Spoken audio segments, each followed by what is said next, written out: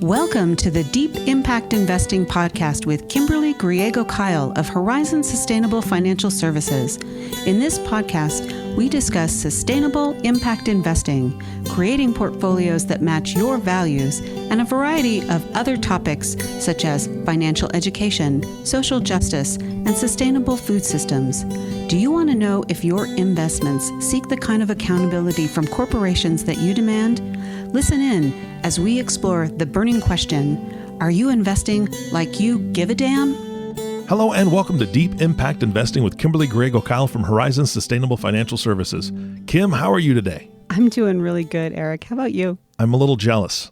I'm starting this podcast. Yes, I'm starting the podcast off being a little jealous because you have a guest that is in Cape Town, South Africa, and she, right before we hit the record button, she said, she just looked out and saw a whale swimming around, and you know that I am landlocked, no water near me, and it sounds absolutely beautiful. So am I, so, I get it. It's okay. This is an interesting podcast because you're in Nebraska, I'm in New Mexico, and she is in Cape Town, so... All right, so who'd you bring to the show today? So my guest today is Priscilla Plummer. She has a very interesting bio. She's the managing director of an organization called Global Sojourns, which is not specifically what we're going to talk about today, but I love what they do, what she does with them. She does customized trips. I like this tagline, customized trips for the adventurous spirit. Sounds fun, right? Yeah, absolutely. Yeah, but what we're going to talk about today is, I think, the important work that she does. And as founder of the Global Sojourns Giving Circle. So we're going to get into a deep dive in that, but I'd like to welcome all the way from Cape Town, South Africa, Priscilla. Thank you so much for joining me. Thank you for having me. This is a real privilege. I am so impressed with what you do and getting your voice out there on really important issues. Yes. So I didn't really mention at all about what the Giving Circle does, but in brief, and we're going to talk detail about this, but you and your organization create safe spaces in Southern African countries that empower and educate girls to strengthen their own communities. And it's a little unique, and we're going to talk about the uniqueness of your organization, but it's powerful, and I am so thrilled. I am so thrilled to have you on today, and I can't wait to really dive into what you do. So thank you for being here. It's my privilege to have you on. And hopefully one day you can come and experience it yourself. I would love to. This is the fourth time you've asked me this so far, so... I'm already, the wheels are already turning in my head. But let's talk about how you got into the work in the NGO space in the first place. Tell me a little bit about that. Yeah, I'm happy to. I had no plans going into the NGO space when I was growing up. I didn't know much about it. I started out in business. And I absolutely love helping small and startup businesses, helping entrepreneurs, use their gifts and pursue their dreams. So early on, I worked with people who had products or services that I really believed in. And I loved that. I lived in San Francisco and New York City and Boulder, and it was quite exciting. And then, but over that time, I became increasingly aware of economic disparity in the world and how significant the issues were that faced women. And it was with that awakening that I made the shift. Another point is that I had worked for a magazine, Women's Sports and Fitness magazine, and it was started by Billie Jean King. And during that time, I came to realize just how much women in the generation before me had done to make opportunities possible for me. So when I was in high school, we had just had Title IX had passed, and I just felt like the sky was the limit for me and anything was possible. And over time, as I woke up and with my travels and even in the U.S., domestic travels and experiences, I started realizing just how privileged I was and to have the opportunities and to have had so much mentorship in my life. So that was my background. And the more aware I became, the less I just, Africa started to call. And I went in and turned in my resignation, and everybody was wondering what competitive magazine I was going to, and I flew off to Africa. Wow. I didn't know you worked for the magazine, so that's incredibly interesting to me. And you just literally up and left for Africa one day, pretty much. Yes. I pretty much, I went to learn. And so I traveled around my visa lasted 3 months. I came back and grabbed my mom, and we went back for 3 more. I went back for 3 more. It was her dream to experience Africa. And so that was pretty cool to be able to take her. But basically, I spent my time talking to female entrepreneurs. I took country buses and matatus and local taxis and just sat and listened to women in the rural area, in the urban areas. And I was looking at how could I apply my skills from the business world to help women in this part of the world.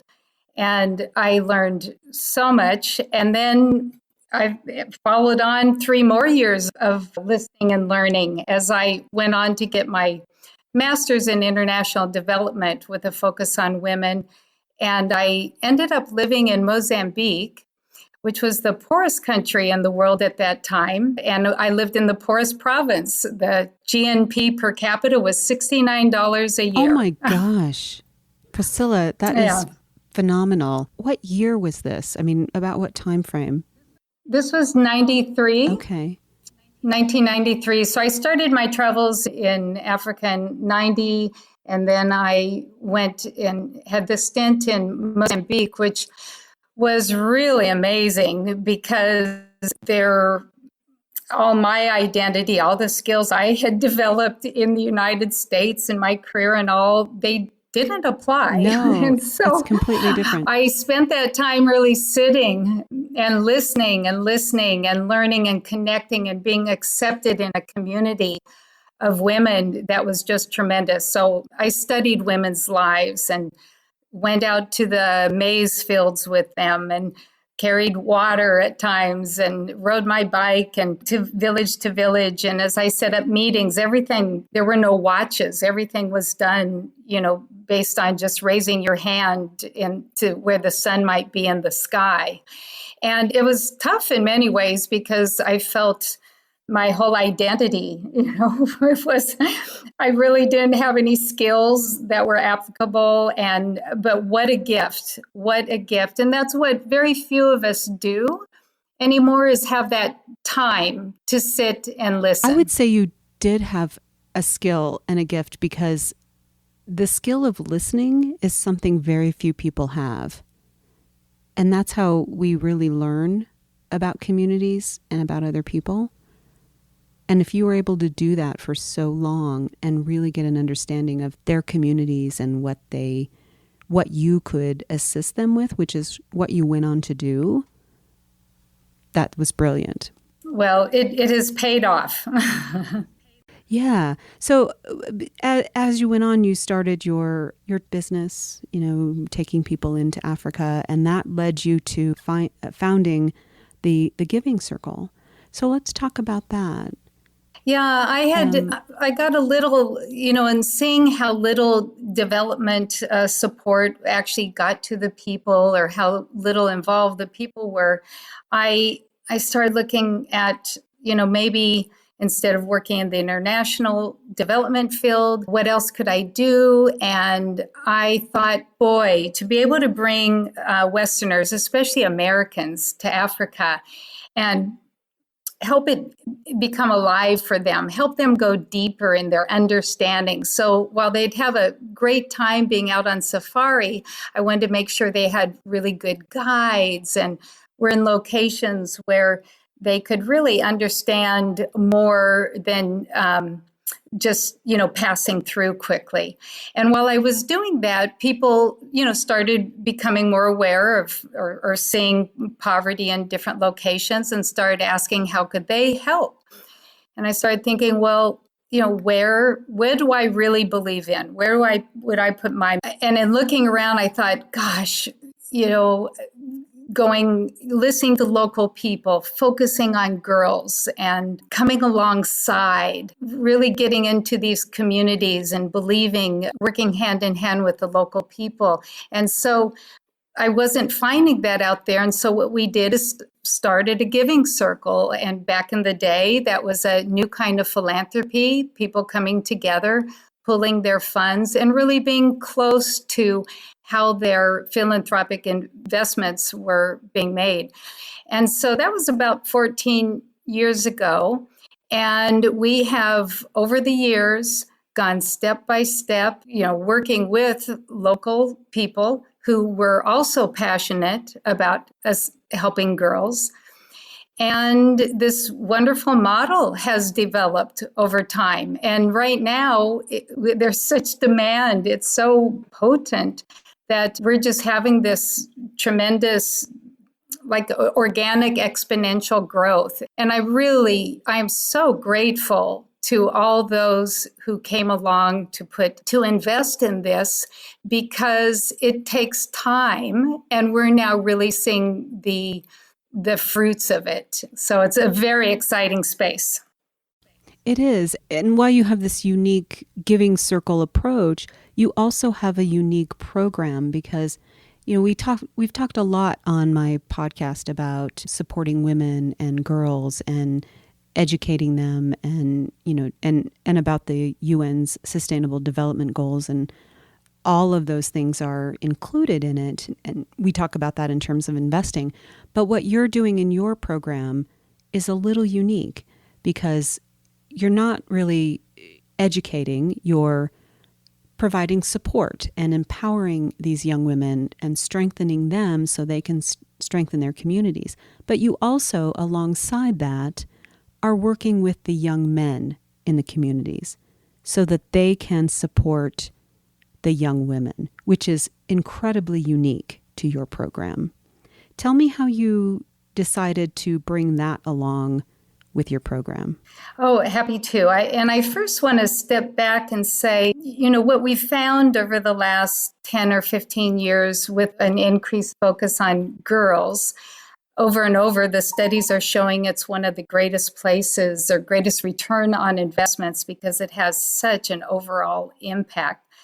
And what has happened in this time is that it's become really, for girls to get an education is much easier than it was like 20 years ago. And so that's been wonderful. Families are supporting. There's a place in the school for the girls.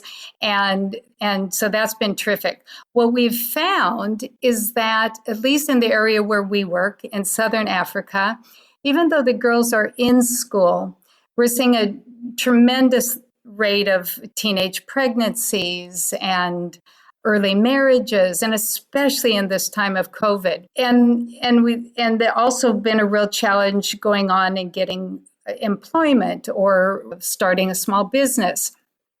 And what we found is that where the void was, that there was nobody really there to mentor the girls. And many girls come from single parent families or have been orphaned. HIV/AIDS hit so hard in the area, and they just didn't have the nurturing. And many of the schools, as hard as these teachers are working, they often have 40 kids in a class, and it's often rote learning. So what we found is find a woman, we would call them aunties, because that was the traditional role somebody would play in a young girl's life.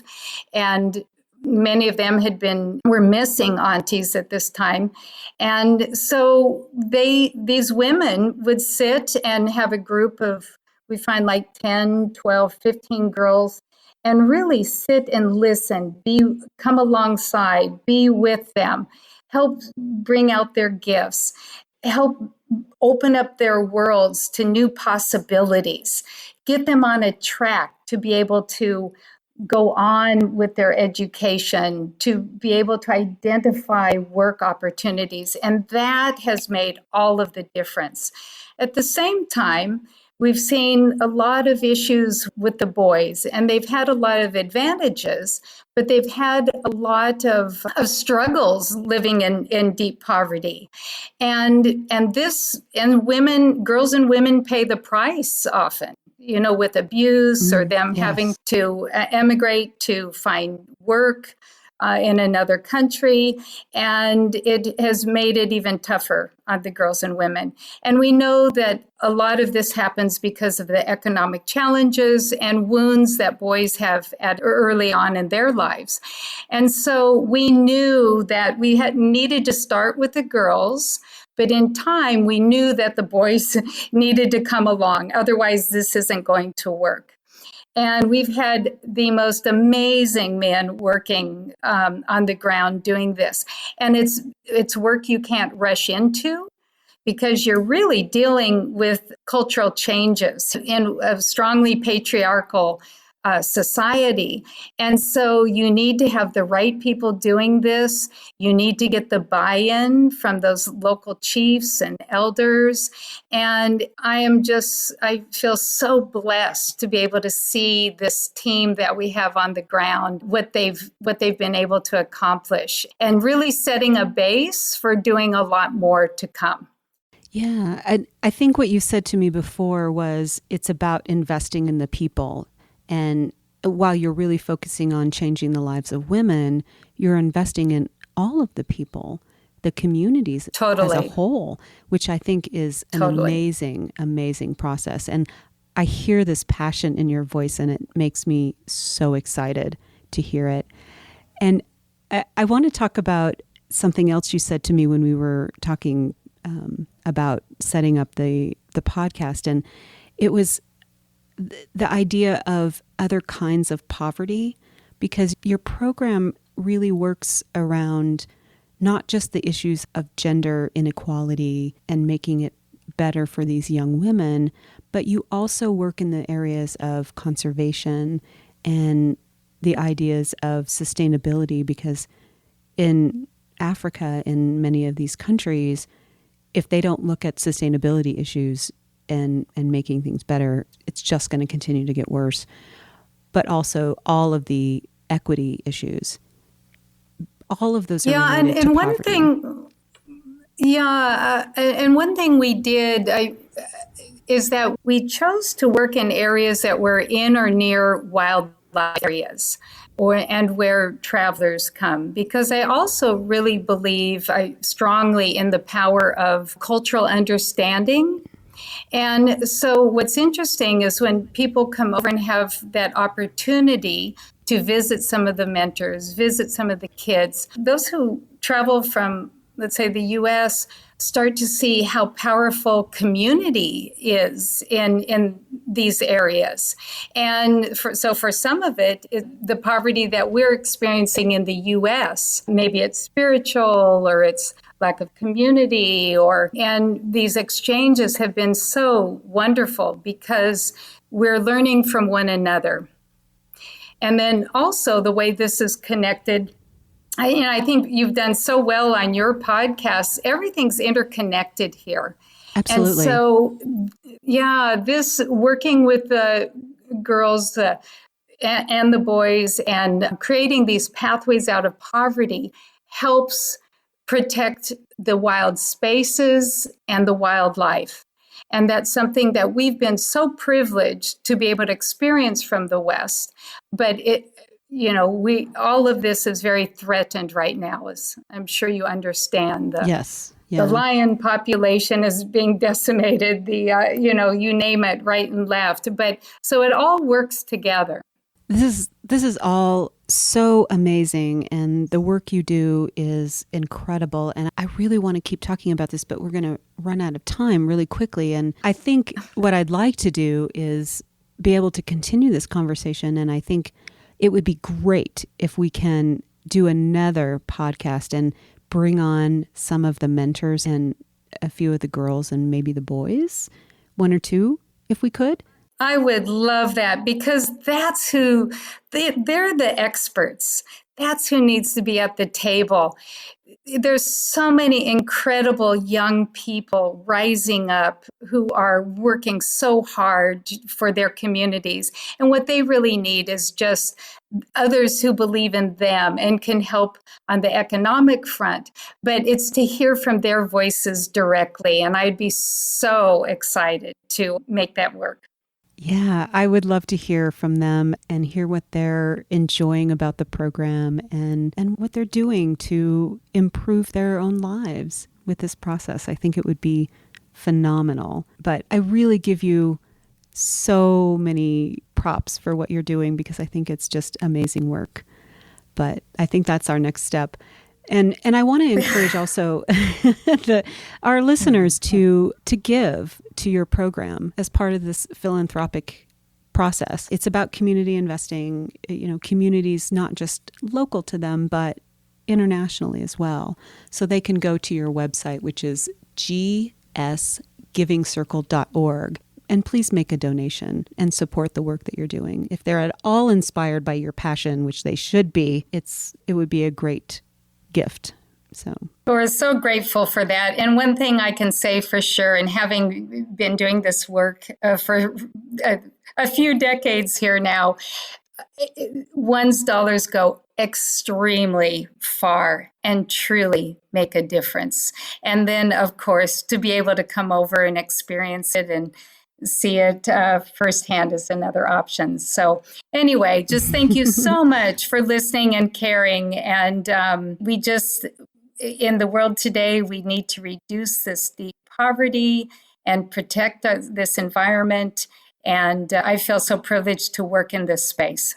I would think it'd be amazing. I bet Eric has got some questions, and I don't know, maybe we can rope Eric into joining me and going to South Africa. Oh, twist my arm, Kim. I'm thinking we need to be podcasting from there and doing those interviews in person. That would be Let's do amazing. it, Eric. Yeah. Let's do it. I'm all about Let's it. do it. Yeah. Let's do it. Are you mobile, Eric? Absolutely, 100%. Yeah. Oh, that would be. All righty. Yeah. And you know what? It's a new day. And while there are tremendous challenges out there, there are tremendous opportunities. And how fun would that be? And so, all righty, you give me a date. All right. Do you have any other questions, Eric? I don't necessarily have a question, because I know that we're going to have another podcast, because there's too much to cover in one. But I do want to say, Priscilla, it's obvious that you are such a blessing to everyone that you're working with. But beyond that, I just need you to know that you've been a blessing to me today. This was so great to listen to, and I'm glad that you're there doing the work that you're doing, and you've obviously been called to that work, and you answered it, and that's all we can ask of anybody, right? So thank you so much for doing that. Thank you. Thank you. And Kim, of course, thank you so much for bringing Priscilla on. Do you have any closing thoughts today?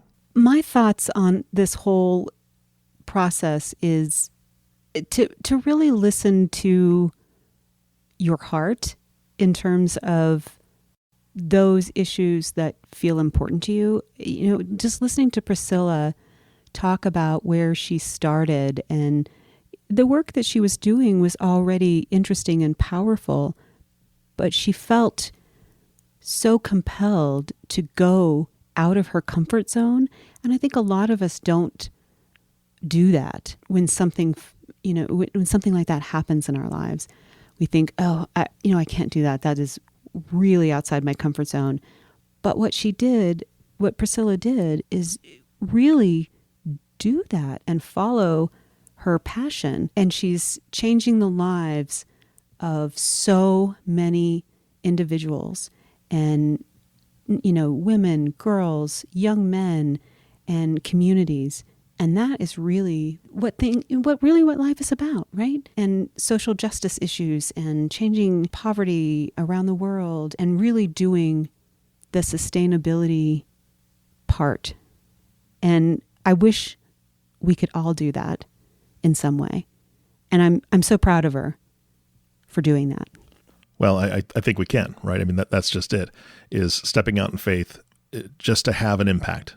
whatever that impact is, have your impact, because we all have opportunities. It's just whether or not we choose to follow those opportunities. So again, Priscilla, thank you so much for being here. Kim, of course, thank you so much for facilitating this and bringing her on your show. I've said it before, you get the best guests, and I'm blessed in that process. So thank you so much. But of course, our last thank you is always reserved for you, the listening audience. Thank you so much for tuning in and listening to the Deep Impact Investing Podcast with Kimberly Griego-Kiel. If you have not subscribed to the podcast yet, please click the subscribe now button below. This way, when Kim comes out with a new podcast, it'll show up directly on your listening device. And this makes it really easy to share these podcasts with your friends and family. Thanks for listening today. For everyone at Horizon Sustainable Financial Services, this is Eric Johnson reminding you to live your best day every day. And we'll see you next time. Thank you for listening to Deep Impact Investing, the sustainable, responsible impact investing podcast that shows you how to invest like you give a damn.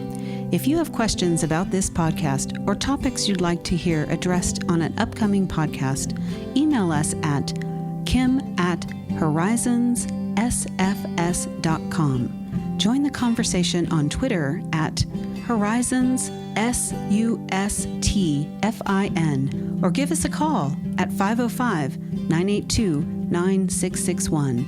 Don't forget to click the subscribe button to be notified when new episodes become available.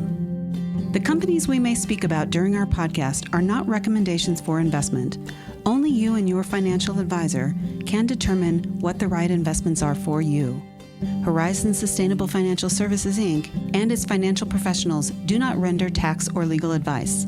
The information covered and posted represents the views and opinions of the host and or guest, and does not necessarily represent the views and opinions of Horizon Sustainable Financial Services. The content has been made available for informational and educational purposes only. The content is not intended to be a substitute for professional investing advice. Always seek the advice of your financial advisor or other qualified financial service providers with any questions you may have regarding your investment planning. None of this content may be used or duplicated without the express written agreement of the podcast host.